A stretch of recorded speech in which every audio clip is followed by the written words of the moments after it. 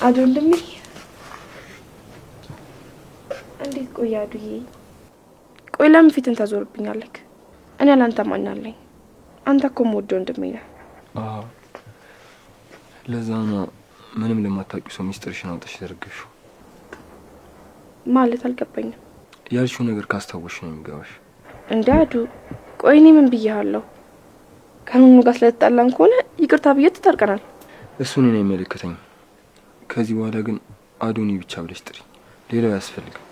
ታውቀዋል ግን በጣም እኮ የተቀያየርክብኝ ነው። መሆን ያለበት እንደዚህ ነው። መቀራረባችን ያን ያህል አስፈላጊ አይደለም። እንዴ እኔ እኮ እህት ነኝ። እሱ ምላስሽ ላይ ያለቃል እንጂ ልብሽ ላይ የተቀመጠ እውነት አይደለም። አታስቢ። እኔም ካንቺ ብዙ አልጠብቅም። ስለዚህ እረፍ አዱ፣ እንደዛ አትበለኝ። አጥፍቼም ከሆነ ይቅርታ። እሱንም ይቅር ብዬሻለሁ። ግን የማልችለው አንቺን እንደ በፊቱ አይልሹ ማለት ነው።